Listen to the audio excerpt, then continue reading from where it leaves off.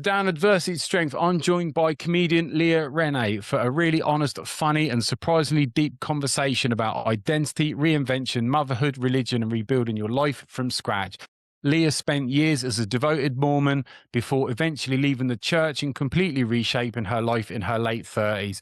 Since then, she's gone from ex-Mormon housewife to stand-up comedian, performing across the United States and Europe, including multiple sold-out shows at the Edinburgh Fringe Festival. In this conversation, we talk about growing up within religion, the emotional difficulty of leaving a close-knit community, self-discovery, starting over later in life, motherhood, body image, losing 90 pounds, creativity, and using comedy as a way to process life experiences and reconnect with yourself. Leah also shares stories from her unconventional life, from giving birth to a 10-pound baby in her kitchen, trying alcohol for the first time as an adult, to navigating the chaos of raising 3 children while building a career in comedy.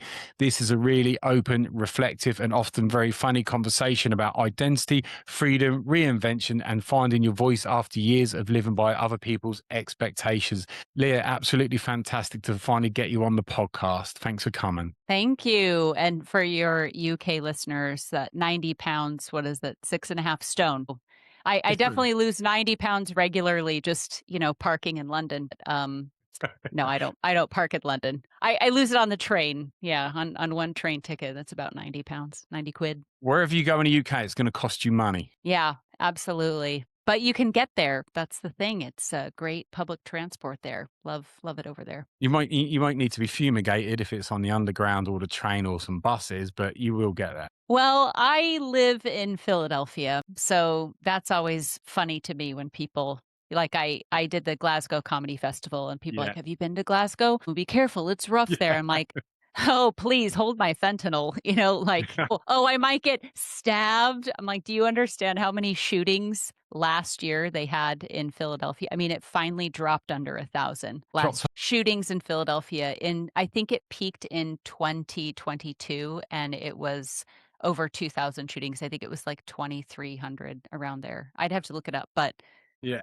that's shootings just in Philadelphia, the city, like within, yeah. So when they're like, "Oh, be careful, it's not," and yeah, sure, I could get stabbed by someone in the street in Glasgow, just as that would be scary, of course. But guns, I think, are just so much more scary. So I feel I shouldn't feel as fearless as I do when I travel, but I guess it's just that optimism that I have from being a Mormon, just thinking everything will work out. It turned out right in the end. I'm not sure Yeah. how, but it will. Take us Yep. back to the beginning, where your journey started, because it's an eventful one, to say the least. Well, I was born the third of 3 kids. My dad comes from Idaho. He's an Idaho farm boy. He was Mormon and his ancestors. And then my mom grew up in the Midwest and her family joined the Mormon church when she was a kid. So she was a convert, but they were both Mormon, raised these 3 kids. And then my parents divorced when I was 3 and my dad got custody of us. And my mom, a few years after the divorce, moved and repatriated to Ireland. So she became a citizen, and this was in the 90s. So her moving to Ireland, I don't want to minimize anyone that has lost a parent, but at that time, someone moving to another country was a bigger deal. I mean, it wasn't like Civil War time where we were just communicating by letters that came every 6 months. But we, as a little kid, I mean, I was in primary school, so I would hear from her like short phone calls on, Christmas or my birthday, Mother's Day, and then occasionally I would get letters or presents for my birthday and stuff like that. But for the most part, I don't want to say she was dead to me, but when I would tell people that my mom lived in Ireland, they would say, "Oh my God, that's so sad. Like, you must miss her." And I'm like, she's kind of like an aunt. It's sort of like if your aunt moved there. Because I was so young when they divorced and because my dad had custody, they were projecting their relationship with their mother on me. It kind of, honestly, I just sort of embraced the fact that it was cool and weird to have a mom that lived in Ireland. And it just, I mean, I guess it sounded more exciting than she was in jail or Duluth. It was something that made me interesting. And my dad raised us in the church, but he wasn't extremely devout. Like, he kept a lot of the main and basic things like paying tithing. Mormons are supposed to pay 10% of their income to the church. as a tithe. There's also something called the Word of Wisdom, which is probably one of the most well-known parts of Mormonism. It's the health code. So Mormons don't drink, and I know this is like shock and horror for a Brit. Coffee, tea, tobacco, alcohol, premarital sex, masturbation, pornography, gambling, rated movies, tattoos, recreational drugs. All of those are right out. So he kept those things. He would take us to church, but he wasn't. He would go through spurts where we would read the scriptures together. He definitely believed in it, but I would put him more as kind of a cultural Mormon. He wasn't Yeah. like a leader in the church. He never wanted to be the bishop or, it was sort of just who he was. And Was he he born into it? yeah, he was. His parents were not extremely the term they use in the church is active. So if you're an active Mormon, that means you're basically going every Sunday, you're participating, you're volunteering, you're a part of it. If you're inactive, that could mean anything from you don't go to church anymore, but you still believe it, to you have fallen away completely and you don't believe in it and you're living any way that you want. So there's varying degrees. His parents, like my grandparents, were amazing people. They were these really sweet Idaho farmers, salt of the earth, give you the shirt off their back, but they weren't that into the church. And so when my dad decided to serve a mission for the church, he was the first person in his family to go. And I think he was really proud of that. And his parents were, but I never knew really how my grandparents felt about the church. I know that they had alcohol in their fridge, but they weren't alcoholics, but that's a very taboo thing for Mormons to have any alcohol at all. It's just a strict, I guess it would be like a Muslim that has pork. Like if you're, Yeah. your grandparents are Muslim, but your grandparents don't, your mom doesn't wear the hijab or something, and then you saw that there was bacon in their fridge, you'd be like, oh, wait, so do you? But it's one of those markers if you really believe it or not. And Yeah. but my dad was just very big into how you lived and that it was more important to be honest. So I know, especially in these rural Mormon communities, it's difficult when the church, because the way they do the boundaries for what building you go to is sort of like a school district. So if you live within a certain boundary, you have to go to a specific building at a specific time. And so there's just a lot of overlap. If you go to church with somebody, probably your kids go to school together, you probably shop at the same grocery stores. So with these small communities, there were things like, I remember my dad saying that there was a bishop in their local congregation who was dishonest because he would salt their cows before they went to market. So basically, you give your cow a salt block, so they're really dehydrated, and then they drink a bunch of water. And then when they go to weigh them to see how much value this beef cow is, it inflates it. Because if your cow weighs 20 pounds more because you've what is it, Yeah. hypertension? Yeah. You get more money, but there's not as much meat. So it's dishonest things like that. My dad was huge into honesty. Like if you go to the Yeah. store and they're supposed to give you 15 cents change and they give you 75, like you walk back and give, he's like honest Abe, very, very big into that. Pretty And I'm good value. grateful for that. Yeah. My dad, he was a fantastic dad. And to be a single dad raising three kids by himself, I always felt really loved. In fact, I've listened to some of the episodes of your podcast and I'm like, I had a really nice dad. Like he loved us and he was actually very affectionate, but never in a weird way. Like I would sit on his lap, but there was no uncomfortable touching or any, but I felt just snuggled and loved, and I got a really healthy upbringing from the fun that we, like wrestling and making home movies, and we'd go out to the movies together. I mean, I ate really trashy because he had a lot on his plate. Yeah. So I had the Burger King menu memorized, like we ate out a lot, but I think he did a good, I mean, I liked it. I love my mom too. I just didn't know her very well, but as I've gotten older, I'm now in very close touch with her and talk to her just about every day, which is different because now I really don't talk to my dad that much at all. So not to like get ahead of anything, but so yeah, I grew up, my older sister and brother, and I've asked them about this to make sure that it's okay that I share it. They both struggled in high school with, sex, drugs, and rock and roll and alcohol and all that kind of stuff. And I saw how their choices just destroyed my dad and how heartbreaking it was when they would lie to him or get drunk or whatever. And I resolved to be the golden child. I remember after a suicide attempt that my sister made visiting her in rehab center and her roommate. I remember first of all that the bars were really low, like towel bars, so that you couldn't hang yourself. Right. I remember just thinking that was crazy. And her roommate had a hole in her nose from snorting cocaine that had Okay. burned, and this is a teenager. So Cool. That's a lot. even though I am kind of this like giddy, like happy, like unbreakable Kimmy Schmidt is something somebody's called me. I did experience vicariously or just in my family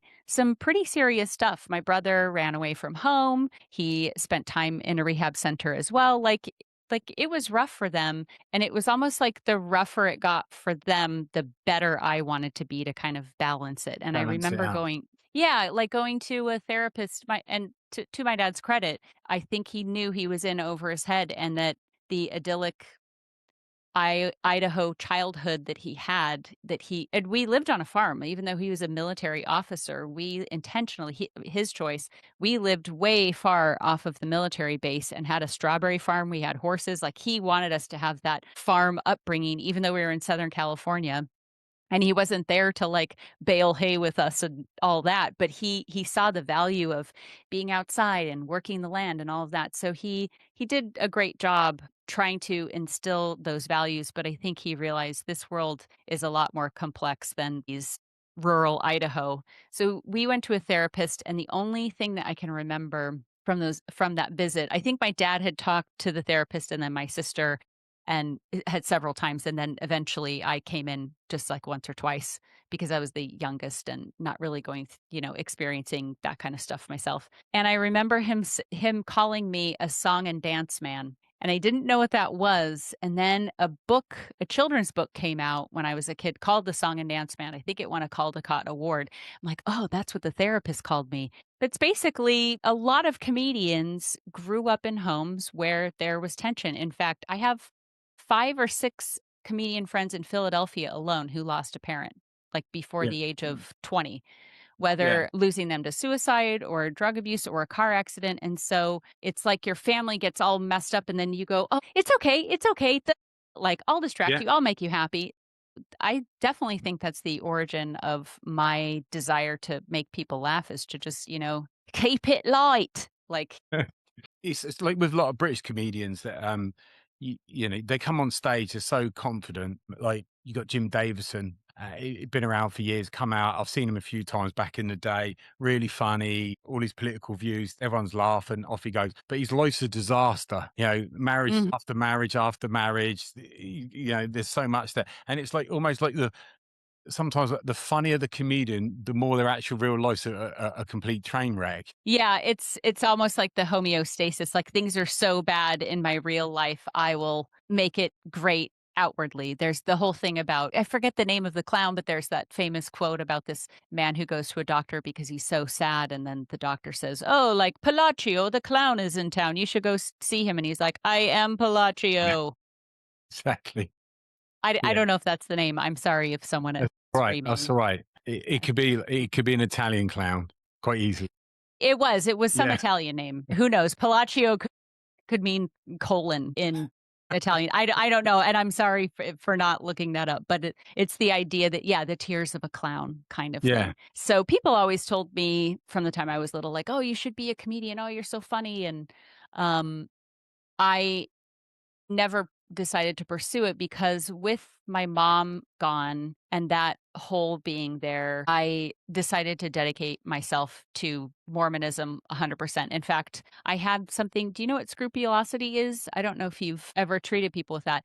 It's a religious form of OCD. So it's similar to contamination OCD, but it's in a religious context. So whereas someone might constantly wash their hands because they're afraid of germs, Yeah. someone with scrupulosity is going to be like strict by the book in their religious practices, kind of like a purity complex. I would Had almost. like clients where they've got ultra religious parents, and even if it doesn't make sense or it contradicts itself, who would have thought in religion that they will stick to it, even if it doesn't make logical sense. It's a bit like you've got a sat nav and you're about to drive into the river and you can turn left and get out of it, but you carry on because that's what the sat nav says. You just described Mormonism. I mean, so many people ask me if I'd seen the Book of Mormon musical. When it first came out, I hadn't because I was very devout and I knew that there was swear words in it and stuff. So I would have never seen it as a Mormon. But then when I left, I thought I kind of need to see this to understand that, because that's what I mean, so many people that come to my shows want to know about that. And it helps get people in the door if I'm doing any material about Mormonism to say, if you like Book of Mormon musical, this is in a similar vein. And even though it's very silly and all over the place, they really did, I think, capture the essence of being Mormon, the idea that Mormons just believe. And interestingly, the guest that you had on that was in Warren Jeff's branch Yeah. of Mormonism. Yeah. It's interesting because the Mormon church that I was a part of, the official name is the Church of Jesus Christ of Latter-day Saints. The headquarters are in Salt Lake City. It is a multi-billion dollar, I would call it a corporation, honestly. Some whistleblowers revealed that there's at least $268 billion the Mormon church has amassed. Now, for context, Nike Corporation, or do you call it Nike over there? You say Nike, don't you? You say Nike? It's somewhere in the middle these days. Back in the day, it was Nike. Nike, yeah. Yeah. So that they Depends how have much. nine, Depends how much effort you want to put into the E. What time of day, maybe. yeah. How many pints deep you are if you're gonna make this a yeah. Yeah, so Yeah. they have 9 billion. Yeah. So the church has just a little bit more, just a few more billion, at least on the books, than the Disney Corporation. Like they have more money than Disney. It's Yeah. insanely wealthy. So being a part of that church, I would honestly say people think it's a cult. And Yeah. I think it absolutely started as a cult, and now I feel like it's more a corporation. And I definitely want to make this distinction. I really loved being a Mormon and I loved the people that I knew in it. Any criticism that I lay at the feet of the church is not the people, it's the leadership. It's the Sure. 15 old white guys in Utah and their Yeah. team of hundreds of lawyers that take these donations given freely by people, some of the poorest people in the world that are Yeah. giving their Yeah. 10%, and then investing it in real estate and hiding it in shell companies. That is who I have beef with. So, Yeah.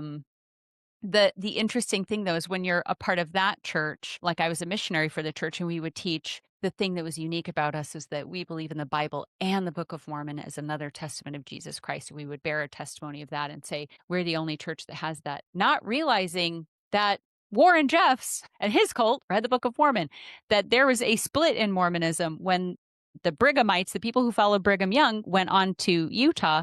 But then there are people in the church who didn't believe in polygamy and thought that that was bad. And they thought when Joseph Smith died that a family member should become the next prophet. And they stayed back. And I didn't realize that there were all these offshoots that Yeah. actually, I can't speak for Warren Jeffs because I don't know enough about the practice, but just listening to the interview that you had, they actually follow the original teachings, the Joseph Yeah. Smith stuff, better than the Mormon church does. So Yeah. the thing is, I don't think it feels culty when you're in it, but when you look at the origins of it and Yeah. the permission that it gives people, that's very culty. The obscuring of unsavory details of church history and things like that. So as I got older and tried to figure out when I had left the church, I was trying to figure out how I got to be the way that I am. And I listened to a podcast by some Jungian analysts that said OCD is very common when a young person loses something, like their parent dies or there's a Yeah. divorce, and it's this desire to control. So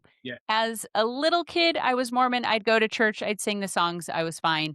Then as my siblings started to stray, I was like, am I going to follow in their path or I'm going to be the good kid? And then when I was about 14, that's when I fully latched onto Mormonism, because I realized as wonderful as my dad was, he wasn't perfect, but my Father in heaven was perfect. And so basically the church and or God replaced the role that my mother would have had. So to have these two parents, it's like the church became my other parent. And actually, I would say God, but the weird thing about Mormonism is they're so intertwined that to do something for the church is to do something for God. And it wasn't until I left Mormonism that I started to separate what was God and what was the church. So I fully dedicated myself to the point where I was more devout and obedient to the teachings of the church than I was to my dad. I was much more scrupulous than my dad was. I can remember as a teenager leaving the house in a pair of shorts, and he's like, "Come on, Leah, let's go." And I was like, "Oh, hold on." He's like, "No, we're going to be late." I said, "These shorts aren't modest." And so I like changed and got a longer pair of shorts. Like I would say kind of a dream child, but I was also extremely judgmental because Mormons aren't supposed to watch R-rated movies, which I didn't know until I went to this like Mormon camp thing, and they said the prophet said no R-rated movies, and I went, "What? For real?" And they were like, "Yeah, you didn't know that?" So I got home, and my dad would watch R-rated movies, and sometimes we would go to the movies, and he would see an R-rated movie, and I would see a PG movie, and we'd meet up when they got out and be walking out, and my dad would say something like, "That was a great movie, but why do they need to have so many swear words in it?" And I can remember starting. This is totally true. I started to hum or whistle a Mormon hymn called "We Thank Thee, O God, for a Prophet." And Huh. it's about like following the teachings of the prophet. So Yeah. the subtext was, well, you're not following the prophet. So it's like, we thank thee. And he's like, stop it, Leah, stop it. Like he's complaining that there's so much violence or language in a movie. And I'm like, well, you should have followed the prophet. And then he got mad at me. So I was annoying. I was obnoxious about it. I was very devout. I read the Book of Mormon every single day without skipping a day, including the days that I gave birth for 17 years straight without missing a day. Even if it was just one verse. Like people are Yeah. like the whole thing. I'm like, no, but just it's that contamination thing. I have to do this every day because I thought like Satan would get me, like that I would be tempted. I truly thought that if I wasn't extremely obedient to the church, that I would be vulnerable. I'd be like a crack hoe. I believed that unless I was dedicating myself Yeah. Yeah. 100% to God, that I would be vulnerable and I would end up like my siblings, which by the way are great now. My older brother and Mhm. sister are fine. And that's one of the reasons that I can talk about this. I have a great relationship with them. Yeah. But when they were teenagers and I saw all the craziness, I really thought if I don't dedicate myself to this, I'm going to start sleeping around. I'm going to become a drug addict. I'm going to, I Yeah.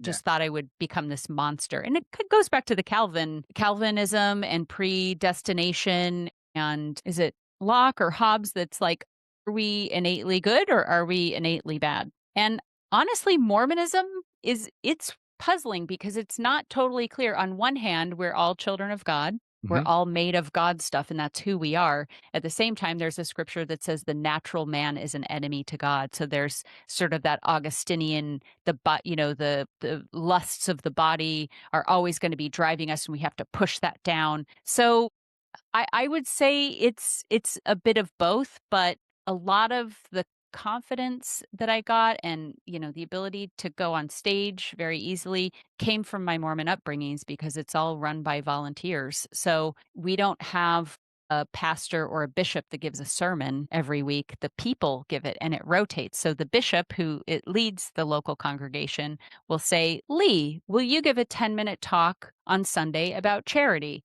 And then, "Leah, will you give a 10-minute talk about what it means to love your neighbor?" And then basically you're doing TED Talks in front of about 300 people about Mm. once or twice a year until you die, Yeah. from the time you're about 12 years old until, yeah. So you're used to public speaking, missionaries, knocking Yeah. on doors, talking to strangers all day. So that's why Mormons all have like resting Coke face, just this, we're like very extroverted, friendly, trying to like build relationships. Mormons are crazy business people. There's so many businesses that you wouldn't know, like Black and Decker, that's a Mormon guy, JetBlue, Marriott, and then just tons of like giant retail or not retail, like real estate companies and just trust fundy, banky kind of Mormons are just, it's very Protestant work ethic. God blesses you with abundance, when you work hard, that kind of stuff.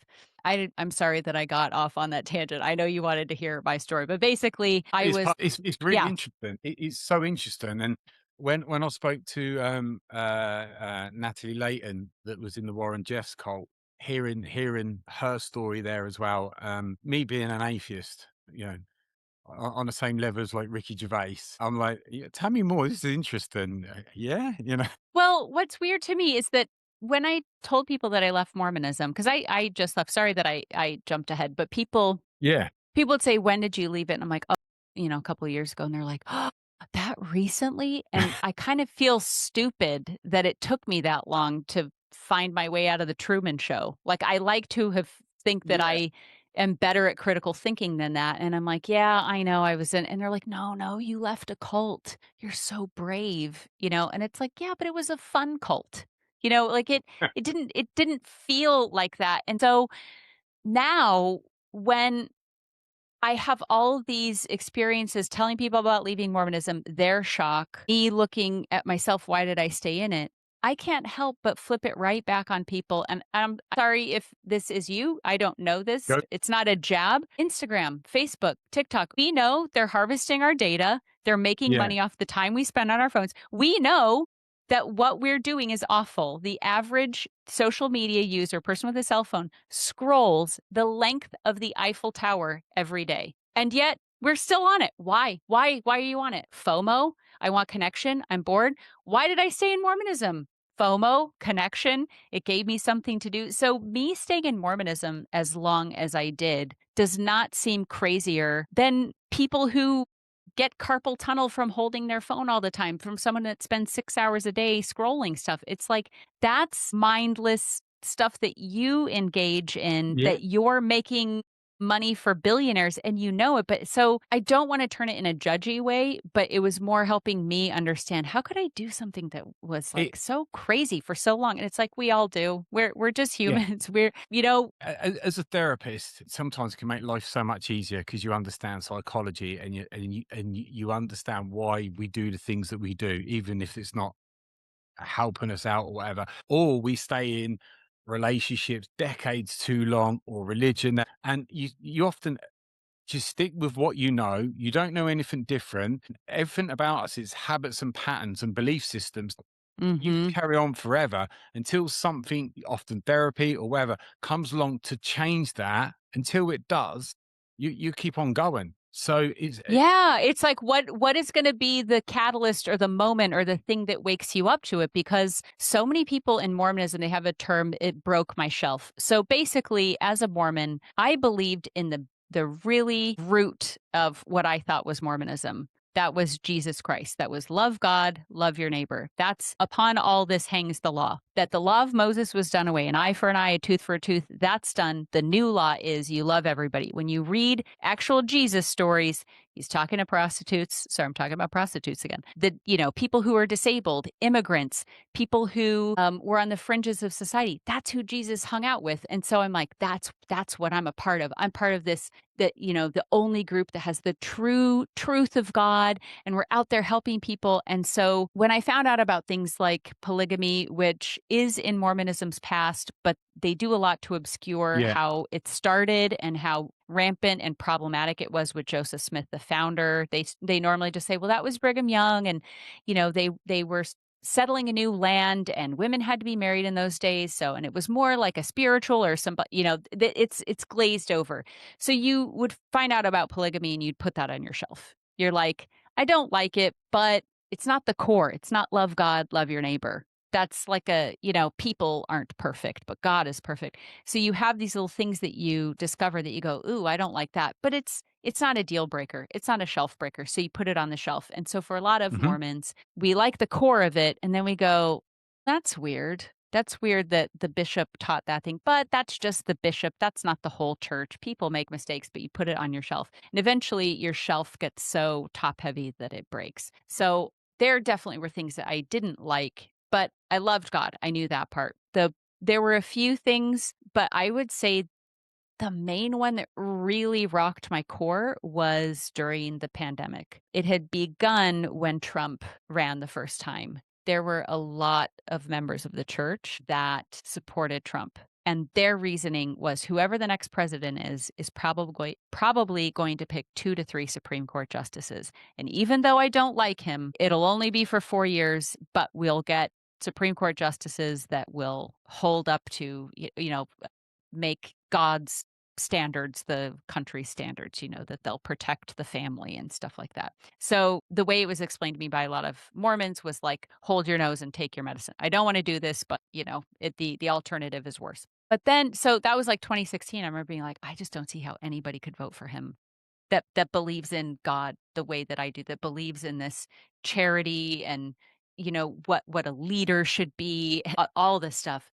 But then when the pandemic happened, I thought this is our chance to shine. Like Mormons are highly organized. It's a very wealthy church, amazing resources. The church has its own farms, it has its own grocery stores. Like it's incredible. And I thought, here's where people are going to see, oh, this is definitely the Lord's church. Because I thought when COVID happened, they would turn the churches into testing centers. I thought the missionaries who normally go out and try to teach people the Book of Mormon would help with, people that were experiencing homelessness or help with testing centers or even with like fires and floods and things like that. The church does a lot of humanitarian stuff. And I thought, oh, the church is going to go like full humanitarian stuff. No, there were thousands of people, especially in Utah. I am not from Utah. A lot of people think that, not me personally, but they think that you're Mormon, you're from Utah.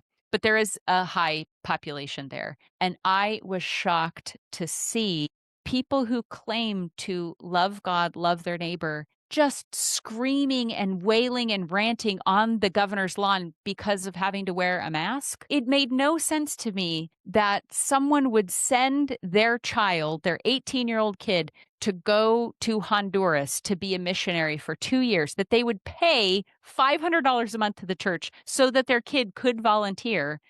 And when anyone from Honduras wants to come to the States, no, get back. You can't, the border's closed. I'm like, but your son just went over that border to help them. And now they're saying, hey, my daughter's being raped by the cartel. And every day they come and get money from us from our empanada stand. We need a safe place. Nope, sorry. Like, I was like, how are these the same people? How do you love your neighbor? How about wear a mask so you don't accidentally give a fatal disease to someone's grandma? The cognitive dissonance was so strong during the pandemic. It was the first time that I went, I don't think we believe the same thing. And I know that sounds really judgy, but at that time, I started to really focus on what I believed God was and start to make the distinction between God and the church.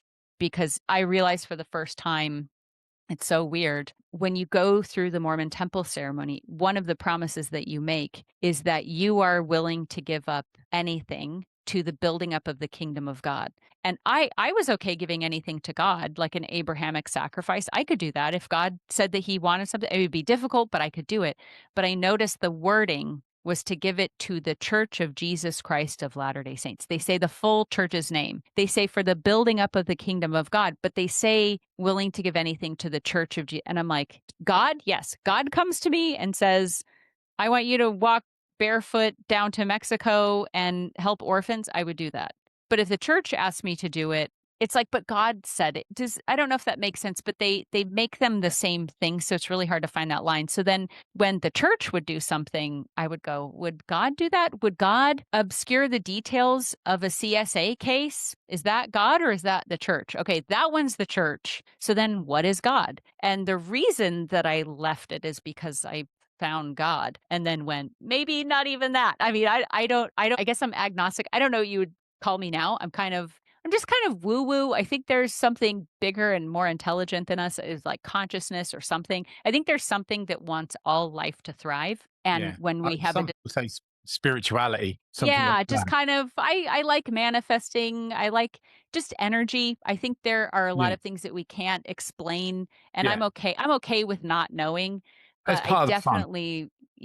definitely saw so many problems with how the church doesn't line up.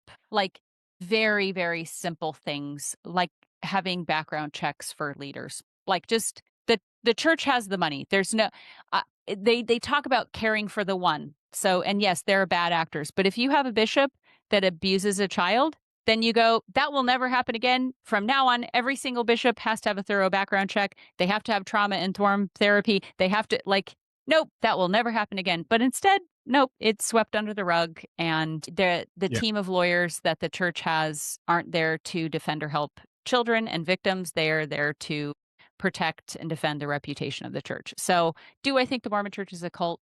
No, I think it's more of a corporation. They act in the same way that Starbucks does if they have an employee that says a racial slur and then they do a cover-up campaign. They very much are about the bottom line. And that actually made it easy to leave it when I saw it as the institution that it is, But the whole losing community thing, some of the kindest, most generous, Yeah. wholehearted, amazing members of the church are amazing. And it's weird because I I like that and I miss that, but I can't go to a church and open up a hymnal and sing, "We thank thee, O God, for a prophet." I can't sing that now, knowing that the prophet knows about thousands of sexual abuse cases. And I'm like, no, I don't thank God for a prophet. So I won't sing that song. It's like, it's so weird. The same thing happened to me when we talked about weight loss. I used to go to Overeaters Anonymous, and the main goal of that is the freedom from food addiction or food, they say food obsession. And initially, I loved it because I finally felt like other people did.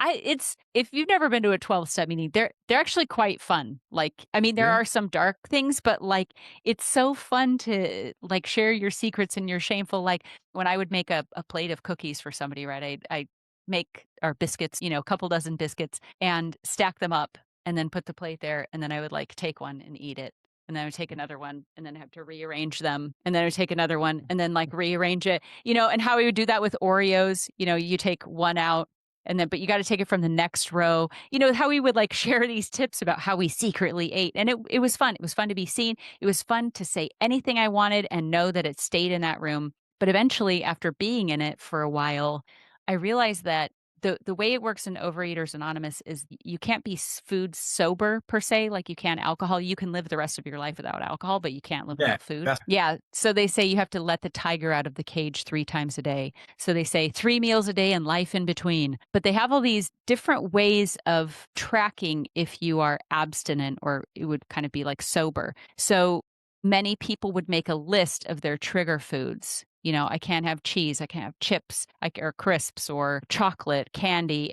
And they would make these lists, and to eat any of those food would be a break in their abstinence. And just like in other 12 steps where they say I've been sober for 12 years, they would say I've been abstinent for 12 years. And that would mean that maybe they haven't had sugar in 12 years. Like I heard stories of people going to their daughter's wedding, and there's a wedding cake and they didn't want to have it and break their abstinence. I'm sorry, that sounds like food obsession to me. That doesn't yeah. sound like you're free of the obsession. Free of the obsession is to have your cake and enjoy it too. Eat it and be like, oh, and then the next day you're fine and you don't need sugar. But it's this belief. It was the same shit as Mormonism. It was like, if I have that cake, I'm going to be a crack whore. Like it's going to set me off on a path. It's just like taking everything so seriously. So initially I liked it because it lined up with the way that I thought as a Mormon Yeah. of You would have this been all or similar. nothing. Yeah. Yeah. Yeah. Yeah, Yeah. this like purity kind of stuff. And I remember in that program deciding to write a breakup letter to chocolate. Like, dear chocolate, I love you so much. You've been there for me. You were there on my wedding day. Like I've carried you around in my pocket, like, because I love chocolate. And just being like, I can't have this. Again, it was this purity thing. And I used to have a quote on my wall that said, as if you could kill time without injuring eternity.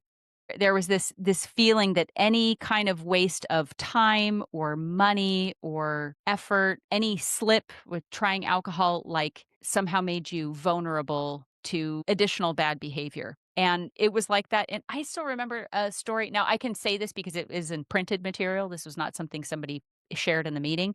It was like the idea of even eating between a meal is breaking your abstinence. So you would eat breakfast and then it's 9 o'clock and you finished eating breakfast. So I'm going to be abstinent until I eat lunch at noon. And some lady had been doing that for years and years and stopped at a store and had bought something. And there was a little basket of berries or something. She said, oh, do you want to try one? And she went, oh, yeah.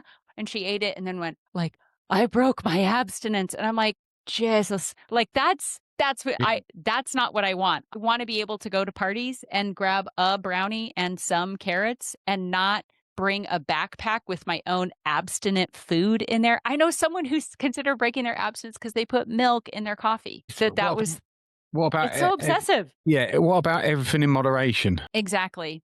I wanted to be free of that obsession, and leaving the Mormon church like 90% cured the OCD I was experiencing. Like So I went through some of the stuff. I was like, okay, how do I explain scrupulosity from my perspective to Lee? Because if he hasn't seen this. So Book of Mormon every single day. When I got out of bed, my knees would hit the floor first. So I would position myself so the first thing to hit the floor were my knees so that I would begin exactly when I woke up with a prayer.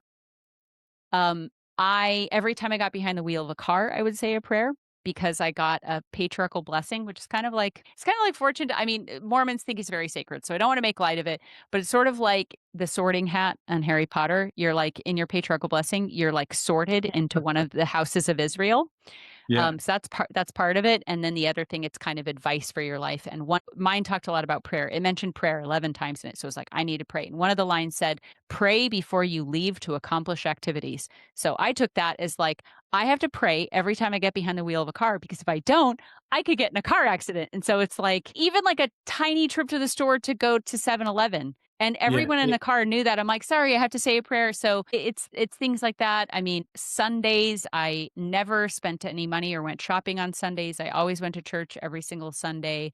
yeah, I followed the health code. When I went through the Mormon temple, I wore, I don't know if you know about Mormon underwear. When you go yeah, through yeah. the Yeah, I did hear that. It doesn't sound fun. 24/7 knee length shorts, sleeve, top. Even when I was a missionary in the deserts of Southern California and it's 110 degrees outside, I'm wearing 2 layers of clothes. Extremely obedient to everything because I wanted to feel safe. I wanted that control. And I think the same thing with Overeaters Anonymous, with Mormonism, and even to an extent when I got into comedy, I wanted to be really good at it right away. So I was Yeah, doing 3 to 4 shows a night, just like, I've got to get good. I've got to catch up. And I sort of joined the cult of comedy and I've really backed off of that now to just be like just enjoy. And even though I don't feel like my story is anywhere near as extreme as some of the people that you've interviewed, it's all about the thoughts and the suffering of I've got to do this to be okay or I'm not okay. And if you're like an abuse survivor and that I'm not okay and it's like no, in this moment I am okay. What yeah, happened to me in the past is not okay, but like I'm sitting in this chair, I'm right here, I'm actually okay. And regardless of how severe or minor what's happened to you, we always have the choice to suffer or to question those thoughts and not suffer. And when you see someone like Anthony Bourdain die by suicide, you're like, he seemed like he had a really nice life. Who would? yeah, So it's yeah. never this idea that you're going to be happy when. And the one of the No, main problems with Mormonism is that the happy when is eternity. It's the next life. yeah, So if you're gay in this life, well, that sucks because you can't get married and you can't have a gay relationship as a Mormon, but eventually it's always down the road. So I'm just more focused on right here, right now, moderation, enjoying the moment, gratitude. So my belief system is quite simple now. yeah, and that's the best way to be because if somebody come to me how you were with I've got to do this, I've got to do a prayer, otherwise I'm gonna have a crash. I'll be like, yeah, that's anxiety. Take a seat. Yeah. What about Uh-huh. this? What about that? No, it's anxiety. And the Well, more and you what's you're kind of rewarded for it in Mormonism because you're so faithful. That's the thing. Like the people that run the church basically all have scrupulosity. yeah, they will do because all the more anxiety you get, the more perfect you try to be, which is impossible because none of us can be perfect, the more anxiety you get. And it just keeps on spiraling before you're like a nervous wreck. Then you've got Mm-hmm. your OCD there. Yeah.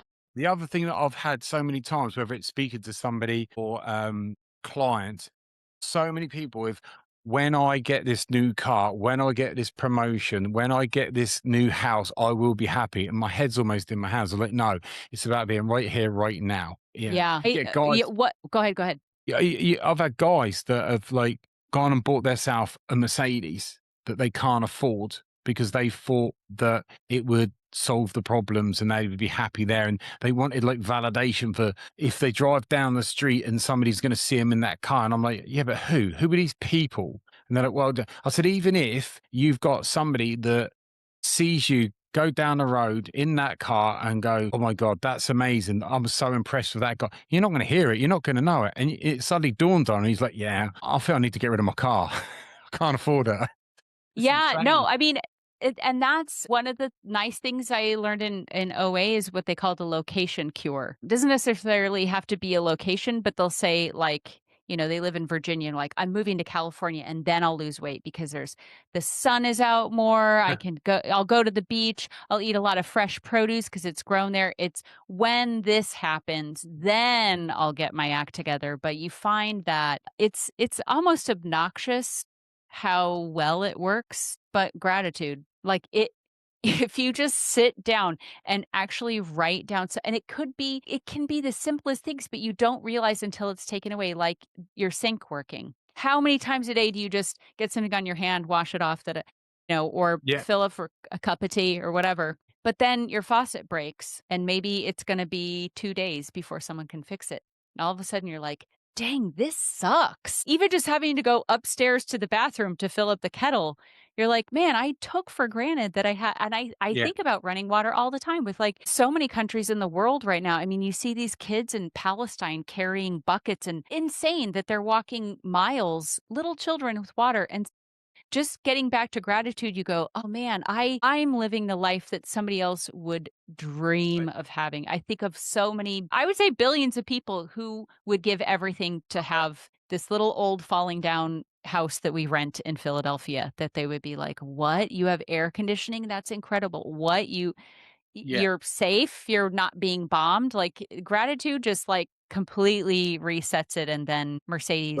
Gratitude's important, but you know yourself, in America, in the UK, so many people, and I've been guilty of it endlessly, is you're only complaining about what you don't have. Well, what about looking around at what you do have? And I've had like clients, and again, people that I know, where they're complaining about things there, and obviously the serious stuff there as well. But certain things you can say to them, look, Jim, there is somebody somewhere that would give their right arm to have your life, just to give them a bit of perspective. Yeah, maybe you're right there, sort of thing there as well. And I have to reflect on that myself, because it's so easy to complain. I haven't got this, I haven't got that. And, oh my God, I can only afford 4 holidays this year. I mean, what's the point of life, sort of thing? Well, hold on a minute. I mean, do people take kindly to that? Because I really like Byron Katie stuff, and it works really well if you do it for yourself. But if you do it to someone else or you try to answer it, it backfires. So, like, you have a Yeah, lot to be grateful for, or if I haven't always known how to help people out of that. And honestly, some of the friendships that I had after leaving Mormonism, like I had a yeah, friend group and I love these women dearly. None of them are really in the church fully. Some of them are kind of half in. They're very nuanced, and they're some of the best people in the whole world. But our little WhatsApp group, it's a lot of venting and this whole like feeling seen, like, thank you for being a space. Thank you for being, sometimes it's like, uh, okay, this is a Mormon quote. Letting off steam produces more heat than light. So, how beneficial is it to go, our sink is broken and it's so crazy because now we have to, and then all the other girlies in the chat are like, OMG, that's so hard. Oh, do you want me to come help? And it's like nice to have this support, but at the same time, Byron Katie's work you'll just go through this stressful thought of, I hate the sink not working. They should be here by now and they haven't. Is that true? Can you absolutely know that? You like step back and do gratitude. So I found myself in yeah. this friend group of like, I love you all, but all of these messages about all the stuff that's going on, I just want to be like, but you're fine. Like, look, like I don't want to be the Pollyanna that's like, but it's the sun is shining. But I also don't want to be around this like negative energy. So I don't know. How do you find when you're around people that complain a lot? I mean, especially as a I, therapist, like, how do you as a th- redirect them without looking like a Pollyanna or pissing them off? it, it depends on the context of the subject, the conversation there as well. And obviously, if I'm talking to one of my friends, then that's a completely different conversation. Like Ricky Gervais says, I look down on all my friends the same. So it's easy to speak to them. But yeah, with certain things there, for me, I have to be around positive environments, especially with the job that I do. Nobody comes to me because they're having a good time.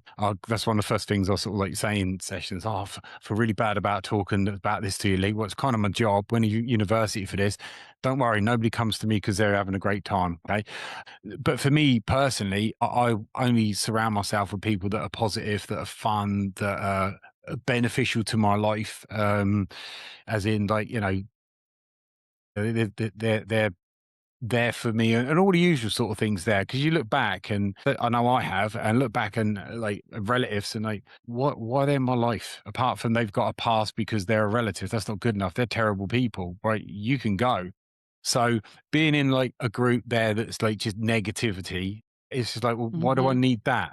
Yeah, and negativity spreads so quickly. You know, I worked in sales years ago, and there was a one guy that was really negative, and I think he got fired because his negativity literally spread across the entire sales floor, and sales Yeah. dipped, and management was like, "We can't have this." So, go on. What were you going to say? Uh, well, the family thing, Yeah, okay? That's a big question that I have. Okay. I think there are a lot of good things that I've learned in Mormonism, but one of the tricky bits is that Mormons believe that everybody that is born to this earth existed as a spirit before they came here. That right now there is some place where there are a bunch of bodiless, ghosty people waiting to get a body. yeah. And when you get pregnant, that spirit goes into that body. So there is some speculation on how families are chosen. Was there a time where we were all hanging out as spirits together and said, like, hey, will you be my mom? And I'll be your sister. And like, did we kind of agree to be placed in the family units that we're in? And there definitely the doctrine exists within Mormon teachings that God chose or supervised or greenlit family relationships and that those are paramount.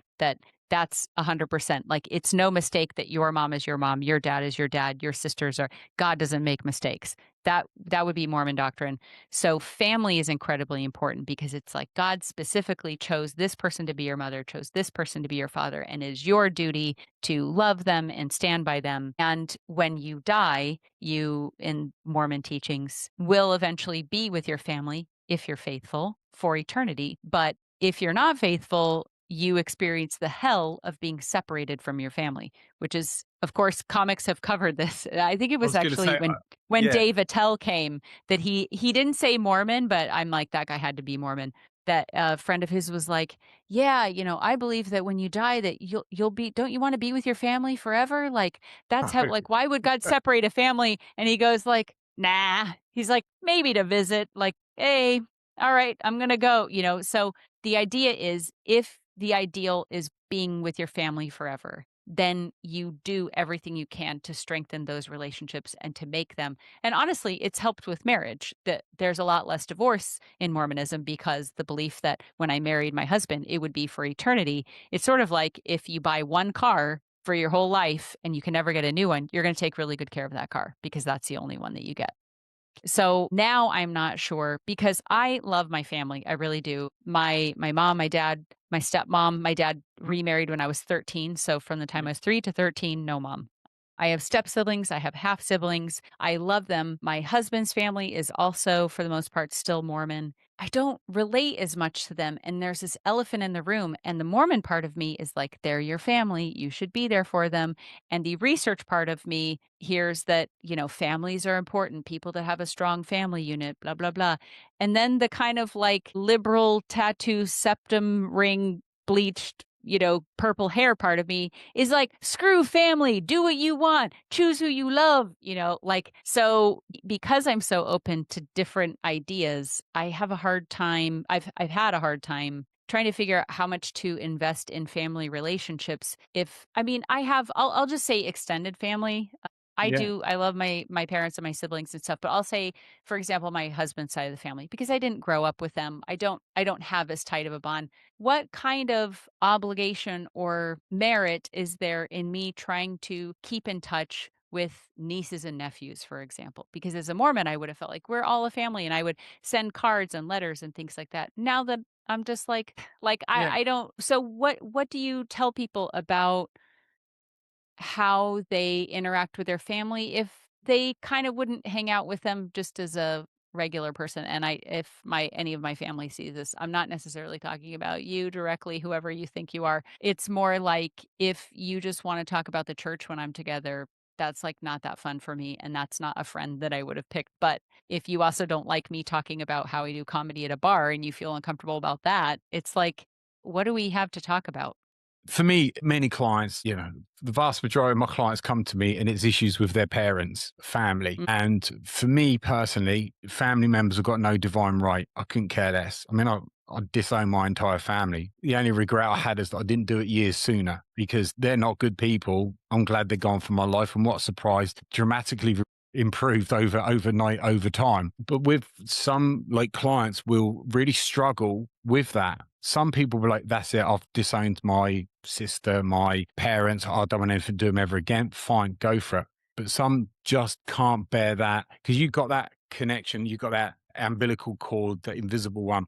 So some people just Mm. can't bring themselves to do it. So then as a therapist, you're working on them to accept the reality of what they've got. So you get over the one big disappointment. My mum's never been there for me. She's terrible. Instead of hope springs eternal and you continually get disappointed time after time. So you're working in that direction. All I can say is for me, there's no divine right. And you just do what you think is best for you. With yourself, you're fairly recent to leaving the church though, aren't you? So you look where you are in 10 years time, 4 years later, like, I'm just getting started. I didn't realize I was at the beginning, Mm-hmm. No, it's very interesting because, for example, my mom, my biological mother, who moved to Ireland when I was a Yeah. kid, lived over there until I was in my 20s, moved back to the States.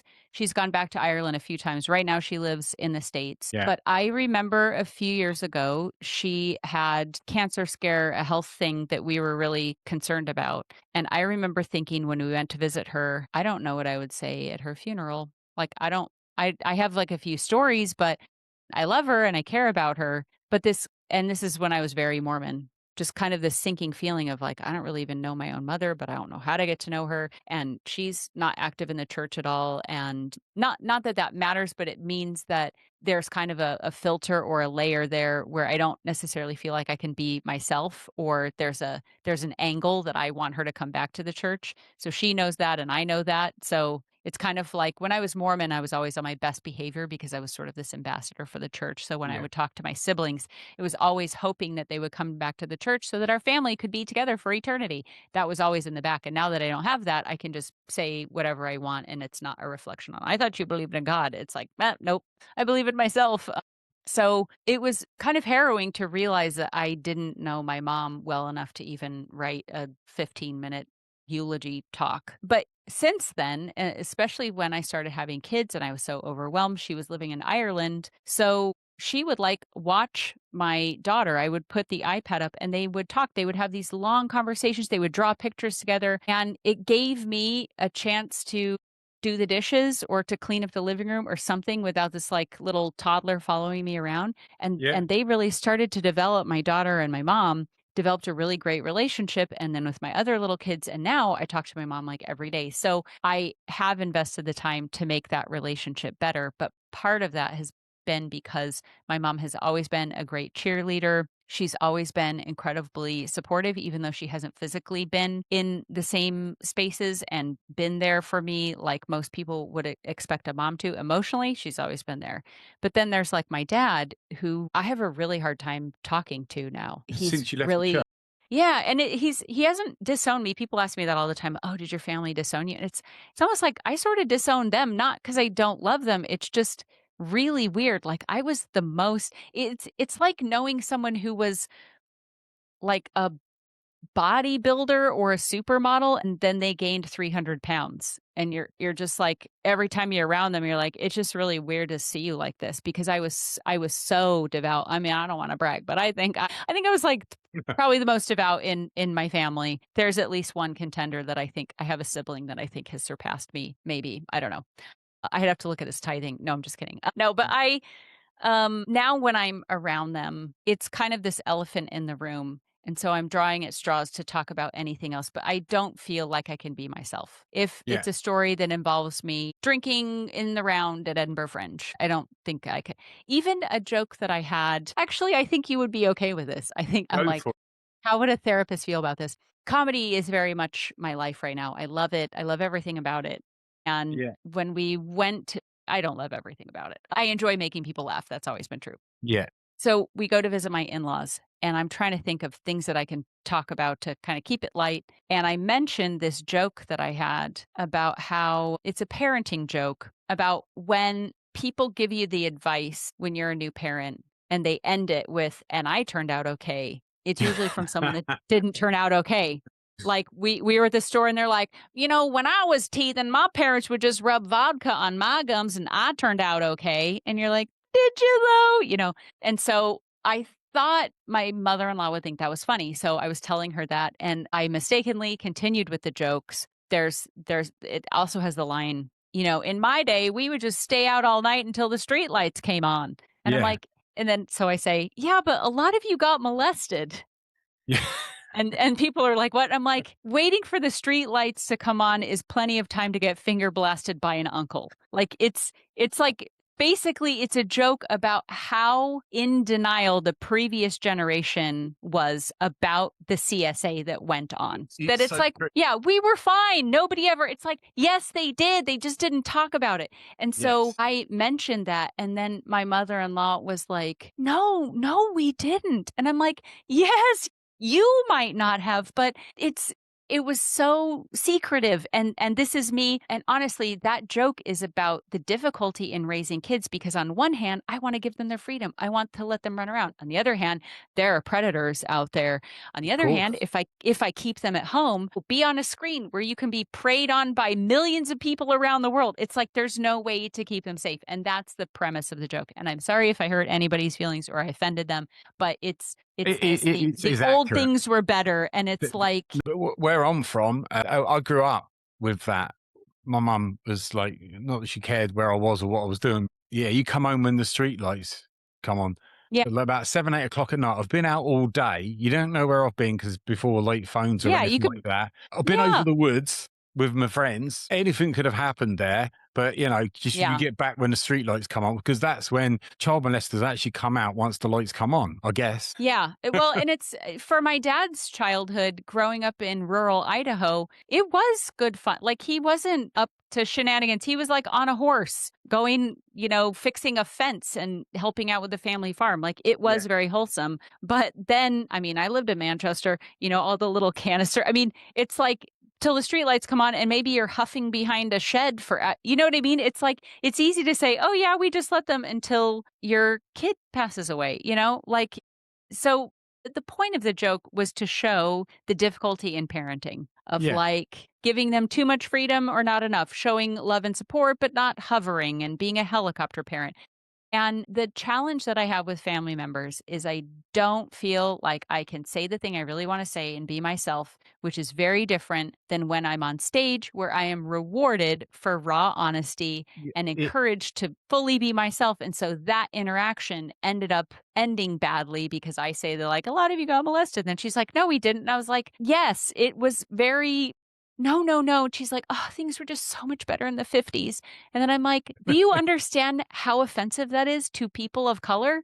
Like people were being lynched. Their people couldn't vote. The civil right, yeah. like to say things were better then, I understand that from your perspective of maybe a newly returned GI who, a white man who got free housing from the government, like maybe and I see that that's your perspective, but I want you to know that when you say that, it's Yeah. extremely hurtful to a black person who's We, like, we, we, really, things were better in the 50s with Jim Crow. Ouch. we'll let segregation, civil rights pass. We'll let that slide for a while. But everything else, apart from that, was amazing there. Cold War as well, Yeah. but let that one go as well. Yeah, so That was, that's why it's hard to hang out with them because I want to say the thing. So she's it, like, they were better in the 50s. Then I go, no, they weren't. Do I say it? So I love my family, but I don't love biting it, my tongue. And it's, so I don't it, know. I don't know where the I think moderation. it's almost kind of like choose your battles. I mean, I've destroyed a couple of dinner parties where somebody's had far extreme political views, and I've used things like facts and evidence, and it's destroyed them. And I'm there going, well, I've won that one, and I had plenty to spare. And then it's people's got their heads down, and it's all silent. You're like, oh, maybe I shouldn't have said this one. Maybe I should have let it slide. So I think for you, it's just like choose your conversations. Yeah.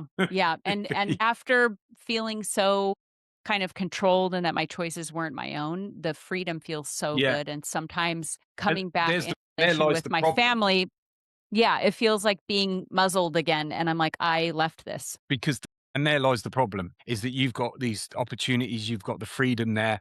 they have got like their narrative, their script that they have to stick to, and they cannot deviate because they're in their like internal belief system could literally implode, especially when it comes to religion. Mhm.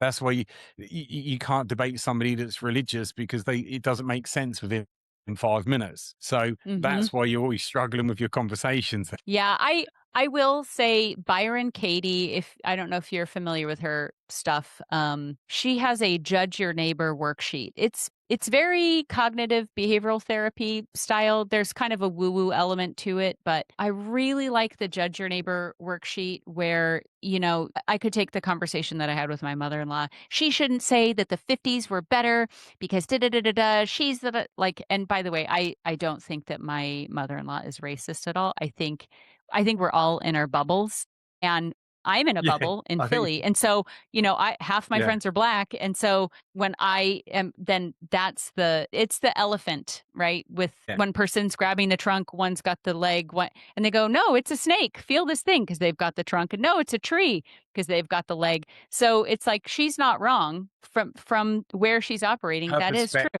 Yeah, Yeah, because what is she seeing? She's seeing I had to Leave It to Beaver childhood, white picket fences, people were kind, they dressed up, people didn't swear, they didn't cheat, they didn't blah blah blah. And now what is her world? Fox News. Oh my gosh, trans kids are taking over sports or whatever she's that and it is true for her. And so the Judge Your Neighbor worksheet is really good because it's kind of perspective taking. And I can see where in that situation I was a jerk, yeah, where I wanted the yummy feeling in my tummy of being like things weren't great in the past. People got abused and that I get that kind of like rage high. So yeah, that was indulgent of me as well, so you kind of see your part. And I sort of joke that Byron Katie is like gaslighting yourself for a greater good. That's what I'm saying. You can't do it to other people. It doesn't work if you're like, yeah, but you were kind of being a jerk because you brought up the civil rights movement or something. So when you look internally at yourself and you're like, yeah, there are times where I have been XYZ, and you see have you heard that phrase, "If I were him, I'd be him"? It's yeah, it's a vaguely, way a while to ago. Go on. yeah, it's a way to understand people where you're like, "Man, that jerk, I can't believe this guy." And you're like, "But if I were him, I'd be him. If my dad was a crack addict and left my family at 3 years old and my mom had I'd be him. I would do the this Yeah, yeah, yeah. Deliveroo driver, he just threw it down and yeah, if I were him, I'd be him. He's been Yeah, I working a get that. 12-hour shift and this was the last one of the night. Yeah, if I were him, I'd be him." Yeah, Like it's that it's makes not a sense. personal slight. No, Yeah. yeah, you can understand that. And in the world of therapy, you look at it as frame of reference. You're looking at it from Mm. their perspective, so you get an understanding. That's one of the first things that you learn there as well. And it makes a big difference, especially if you're having a conversation there as well. Recognizing how that person might see it, you might not agree with it or whatever, but you can understand where they come from, especially if somebody is very religious there as well. They come at a certain angle at a they're going to be like maybe tunnel vision on this. You're not going to get anything from them. Do you know what? I might just let it go. There's no point. Yeah. Yeah, and I suppose that's what it feels like sometimes hanging out with my family now. They're holding the trunk of the elephant and they're like, "Yep, it's a snake. Feel it. It's a snake." And I go, "It's an elephant." And in honesty, I didn't turn on the light and see it's a whole elephant. I might be like, "It's actually a tree trunk and it's a rope." And it's like then I'm Yeah, like, "No, like the desire," and honestly, this is what Mormonism put it, the desire to convert other people. That has been inbred in me from I mean, Mormons are all about open your mouth, share your truth, and then Mormons leave it and they're like, "This is wrong. This is," and then the church is like, "Well, you can leave the church, but you can't leave it alone." It's like, you taught me not to leave things alone. You taught me to knock on doors of strangers and share the things that were dear to me. So now that I've left it, you want me to shut my mouth? It's like, no, you yeah. you created this beast that feels like, well, actually. And yeah, I it's difficult in comedy because if it's didactic or preachy, it's not that funny. And It. I've seen many comedians where it's religion or political, it becomes preachy. And the minute mhm. I've seen that, and even with big comedians, and I'm like, I didn't come here for this. I just want to Yeah. hear jokes. I like irony. I like some observational. Like Mickey Flanagan's one of my favorites because he talks about a time which is like for like to my childhood there with stuff like that. I like the observational things there as well, but I don't want to have a semi lecture of somebody's own personal opinions. So how do you feel about Jim Jeffries? You said you like Jim Jeffries, who is Yeah, famous for his gun control bit. So that is a very powerful, extremely well-written joke that hits the yeah. bullet points of the most popular arguments for guns, and he takes them down one by one. Did it feel didactic? Like, how did you feel about his gun control bit? Did you feel Jim like it was Jeffries. preachy, or do you love it? No, everything about Jim Jeffries I love. I'm a massive fan. He says the word cunt more than I do, which is impressive going. So I'm going to like anyone that says that. The Those thing is, Australians. yeah, oh, he's brilliant. There's no filter, but he's just unbelievably funny. I love his humor. I love his jokes there as well. And I've seen all of like the Netflix there, and obviously I've seen him in concert myself. The good thing is about being British is because none of us have guns. To us, it's just like, oh my God. If like somebody down the road, you heard that they've got a gun in their house, I think most people probably put their houses up for sale and move. You know, oh my God, that guy's got a gun and he's like, go, we got to move, we got to move.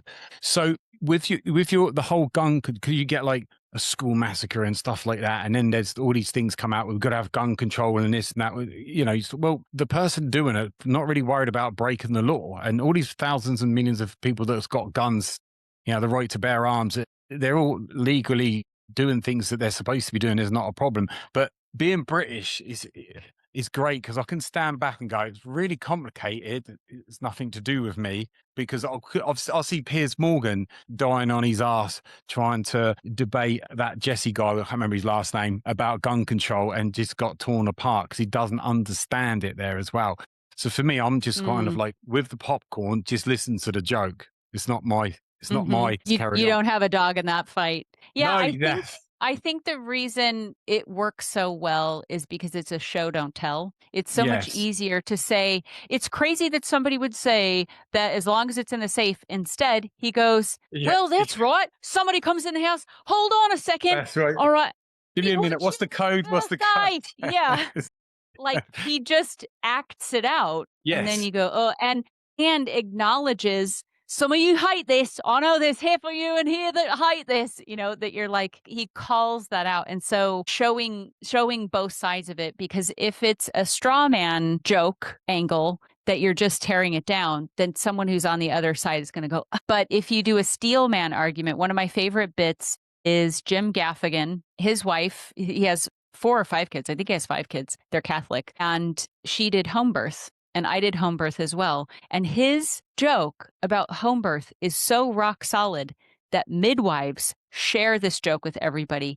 And then Yeah. scheduled C-section people share it with everybody, because he does a joke from both sides of it. And That's what you want. I've tried to do that with my Mormonism. I did not plan on talking about Mormonism in my comedy at all. In fact, when I started, I wanted to be a clean comic because they make way more money. You get way more opportunities. There's so few clean comics. But then it felt really good to say cunt on stage. I was just like, Exactly. oh, it's like that's my favorite opening line when I go over to the UK. I'm like, you can probably tell by my accent that I'm a cunt. You Yeah. say that, you've got the audience instantly for the rest of the night. Matter Yeah, how before master. it's so freeing to be able to say that, and then being in Philly and all that. So I planned on being clean. Then I was like, you know what, just say whatever you want. And then after doing the Edinburgh Fringe a few times, I would be on panel shows, and I'd be on a panel show for something about like travel or something. And then I would mention that I had been Mormon, and it would derail the whole show. The Q&A. So you were like, when did you leave Mormonism? So are you from Utah? And like, that's all people want me to talk about. And I felt badly about that, because I'm like, you know what? I have a lot of respect for my Mormon friends and family. It's the organization of the church that I don't like. But I eventually came up with a show called Best Cult Ever. Yeah. That I did last year. I'm not plugging it because I'm not doing the show anymore. I noticed I was like, I'm doing a show. I'm like, no, I'm not plugging this on your show. This is something from the past. You check out my website, like and subscribe. But I wanted, in kind of my own defense, to explain why I stayed in it as long as I did. I wanted to talk about those complicated feelings about feeling guilty of being part of this organization that was and continues to be misogynistic, homophobic, racist, capitalistic. There's all these things that I'm like, ugh. And then I'm like, yeah, but you were part of that. That's what I'm saying with Instagram. It's like Mark Zuckerberg is did you know that the CEO of, and it's like, and you're still using their products. It's like you complain Right. about these tech billionaires and how they should pay taxes and how it's destroying our youth. And you just bought another item from Instagram. So I didn't talk about social media in it, but I started the show and I did what my best with the skills that I have to do a steelman argument. And I talked about the church's welfare program that they have for people. They grow their own food. They have their own, it's called the Bishop Storehouse, like their own grocery stores where you get free groceries from your bishop. And there are people who are down and out and they come to their bishop and say, I'm not going to be able to make rent. I'm not sure. I got laid off from my job. I have 5 kids. I'm not sure. And the bishop will say, how much is your rent? And write a check. Like there are amazing things about it. And so I shared those. I talked about famous Mormons and the good things of it. But then I also brought up things like the church's abuse hotline, which sounds like it's for victims to call to say, my bishop touched me This has happened or to me. Yeah. my dad is watching me in the shower. No, that is not what it is. It's for clergy, which by the way are all volunteer, and they at least at the local level, the higher ups are paid stipends, but like 90% of the people who work for the church, it's pro bono and Yeah. it's less like they're called by God to do it. They receive no formal training for like trauma informed or any kind of stuff. And so they might have somebody who comes in to confess, like maybe it's a dad who comes in and says that he, molested his daughter or something. The bishop will call the abuse hotline and a team of lawyers will say, okay, what state are you in? I'm in the state of California. Okay. Well, the law is because it's a minor and did it happen on church property or did it happen in their home? Okay. But, and how old was she, under 12 or what? And they go, okay, so you need to report it to this, but not to like, that's what the abuse hotline is. And then apparently they shred the records at the end of every day. So we don't have any records of it. However, later when cases come up, the law firm, Kirtland McConkie, that they have the record of the calls, but I thought you shredded them. Well, you shred them, but then do you give them to a lawyer? Like, it's insane to me that a church that literally has a granite mountain filled with billions of genealogical records would shred the records of living people. Like for a church that loves paperwork, isn't this important to you? Like caring for the one. So that's what I hope changes. That's why I'm Yeah. willing to go on record to say, I think this is wrong, because I would love for my true believing family and friends that are in the church, that are the salt of the earth, the most generous, kind people, to say, this is wrong. Everyone should have a background check. This is wrong. Any child that is abused should get counseling to have this. Like, that's because as an ex-Mormon, it's like, oh, you're just pissed off about the church. I'm like, no, I was pissed off about it when I was in the church. But as soon as I found out about it, like I was I didn't know that Black people were ever denied entrance to the temple. I knew that there was a ban, they call it the priesthood ban. So men, once you're 12 years old, you can get and it's like varying degrees. So when you're 12 years old, basically you can become kind of like an altar boy, like you can pass communion. And then as you get older, like when you're, I think it's 16, then you can baptize other people. When you're 18, then you have the priesthood and you can go through the temple or go on a mission through these different levels. But women don't have the priesthood.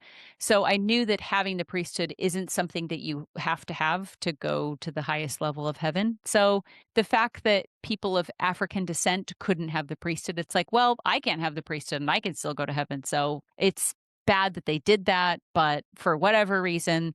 But then when I found out that if you were of African descent, you couldn't go through a Mormon temple. The Mormon temple ceremony is considered an essential ordinance. It's similar to getting, well, we would have a social security card. I don't know, a national health card or a number, like whatever National your kind of insurance we national, got. yeah, like that, whatever you have, or like a passport, something that you have to prove. I would Yeah. say a passport. In Yeah. order to get the passport to go to heaven, like the highest level to live with God, you have to go through the temple. It's so important that we do it for people that have died. I've been through the temple for probably 300 people. Like I've been baptized, like somebody died. They never had the chance to get baptized. So I went to the temple and got baptized on behalf of them. So that's how important it is that we've got Mormons dedicating thousands of years to their, or thousands of collective hours to bringing salvation to people who never had the chance in this life to get it. But you couldn't go in the temple if you were black. They lifted it in 1979, but up to that point, if a black man and a black woman wanted to get married in the temple, they couldn't. That would be like black people couldn't get passports. Just nope, sorry. And they've never apologized for it. The only Have they reasoning is like justified it somehow? the Lord works in mysterious ways. Like the priesthood ban was sort of like we don't understand God's timing. And then sometimes they'll say, well, people aren't perfect, maybe that was just the prophet. But Mormons believe that the prophet speaks directly to God. So either God's a cunt, a Yeah. racist jerk that's like, no, or changes his mind, he's fickle. Like that was the thing. I'm like, so if this is God's church and this really that's not who I want to live with. I don't want to live with somebody. I don't want to be in a heaven with a God that went, no, you can't, you're black. Ew, you can't get married in the temple. Just kidding. Go ahead. Like that is a capricious deity that I Yes. am not giving 10% of my income for the rest of my life No. and all of these hours. So I hope that people that are still in will hold the church to a higher standard, because as it stands, people who have come out and openly criticized the church to say, stop protecting offenders, you need to do more to protect children, are excommunicated. So we need more people that are in the church to advocate, because once you leave it, your opinion sort of doesn't matter. But yet Yeah. so many people are leaving it because it matters. Like the church is shrinking a lot right now because we're finally Really? finding out. Yeah. And they're not honest about it. They talk about the growth of the church, but if you look up Nemo the Mormon, he's in the UK. He's talked about all of the congregations that have been consolidating, kind of like mergers for different companies. Don't worry. I went to Ireland in Yeah. 2002 and went to church when I was there. And that was like in Drogheda. And at that time, this is 20 years ago, there were, I don't know, maybe 6 or 7 different congregations, different like buildings or places that people met around the country. That has been consolidated to one. There's now like one church in Ireland. If you live in Wexford, if you live in Dublin, if you live in Drogheda, Galway, it's the same building. Right. That's where you're supposed to drive and go to church every Sunday. So that's just an example, but the church is definitely dwindling in the UK and Europe, but they're not honest about that. But that's what happens is you're a member and then you find out this stuff and go, ooh, but you could stay in and try to change it, but you're like, I don't believe it. Like, I'm not going to. If you don't believe in something, you're not going to stay in general. Yeah. If I don't eat McDonald's, I'm not going to advocate for better Big Macs. It's like, no, I just don't. No. So with your life, it's totally changed after the last few years. You're doing stand up, absolutely brilliant. And I love your humor. I love your jokes. They're so me, generally so me. What's the future Oh, looking like thanks. for you? What's the future?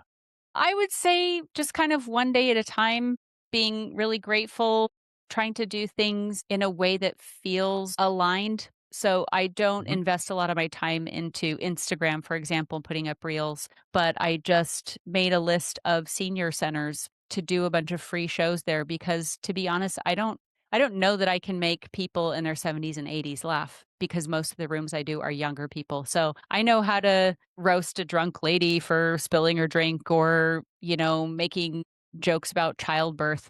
But I'm looking for a new challenge. I want to be able to make anyone laugh. And a lot of older people don't come to comedy shows. They're late at night, they're at bars. It's an underserved community. So I'm just experimenting and enjoying it, rather than how can I make money at this? How do I, Yeah. like what you were saying, the guys that want the Mercedes, this happens in comedy, is that once I get a Netflix special, once I get on the Tonight Show, once I sell out my tour, and it's what are the hedonistic scale, or Yeah. what is it called? It's a sliding thing that as soon as you get one thing, you want it more and Yeah. more and more. Of course. So I know that like certain success as a comedian is, I'll just raise the bar again. So I'm just doing the stuff that feels joyful. It's been fun coming on your podcast. I have a podcast just for these kinds of conversations. I think it's just nice to talk to people, and I'm kind of letting however it unfolds unfold. But Yeah. yeah, just being kind and golden rule kind of thing, and try to see things from people's perspective. But in terms of comedy stuff, it's a lot of luck. There are some brilliant, amazing comedians that you've never heard of that are Yeah. incredible, that just never break through. And then there's some just pretty fair to midland, just kind of not Yeah. Midlands, like West Midlands.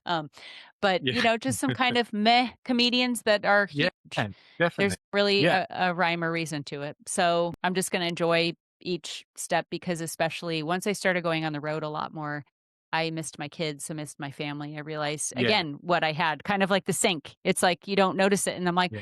like, these kids. Oh, I'm tired of making dinner, and then you go on the road, and I'm like, I wonder what my kids are, So I know that if I go on the road a lot, there are trade offs with that. So I'm not necessarily eager to be out there because I could come back and not really have much of a relationship with my kids because I prioritized being out there. And Yes. it's ego. Oh That's God. ego. Yeah. I have everything I need. I got Yeah. food, I got water, I got a house, I got, it's ego. I have everything I need. I don't have to be out there chasing the dragon. Yeah, I think you're doing a fantastic job. Oh, It's been that's amazing kind. having you on. I loved having you on. I could talk to you for absolutely hours. It's so much fun there. Really interesting perspective from like the whole Mormon thing there as well. Because for me, when somebody says Mormon, I'm like, oh, was that Jim Jones? You know, that kind of thing. Yeah. Scientology, Amish.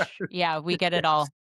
Are they the ones with the Mhm. beard sort of thing? Yeah. So, Yeah. but it's really great to hear like views and like you were saying about the jokes there. Hearing from like both sides there. It's irrelevant whether somebody's religious or not. It's really interesting to hear that there as well, and obviously done with like amazing humor as well. Here, it's been brilliant. Thank you so much for coming on today. Thank you, Lee. Yeah, it's always fun to talk to a Brit and, yeah, we can hang out when I come to the UK next. That's, my favorite place to go for comedy. You all have a lovely dry sense of humor. So, and that's pretty big for you to give me a compliment. I know that's not, you all don't like doing that a whole lot over there. So it means more. The exchange rate of London, is that the accent?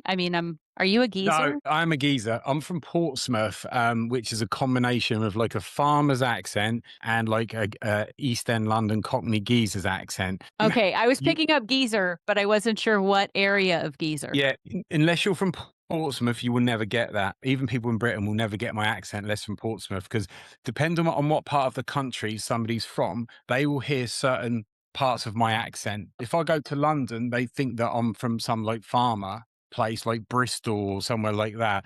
But if I Uh-huh. go up north, or even where I live now, which is in the West Country, they all think that I'm from London.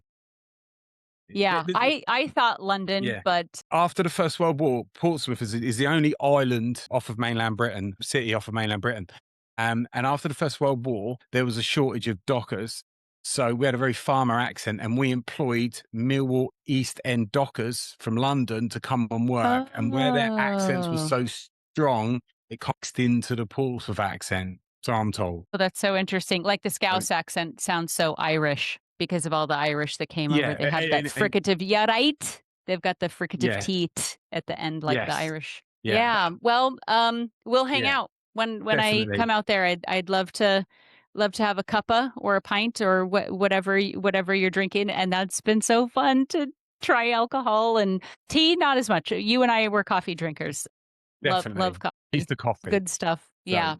It's great. Not the breath No, afterwards no, no, no. That's why you have your or the meetings. Okay. trots, but, No, the yeah. trots. That's an Have you English ever word. heard Yeah, that's the an English trots? word. Okay. I Well, don't hear it often, but it's a good one. yeah. Thank you so much.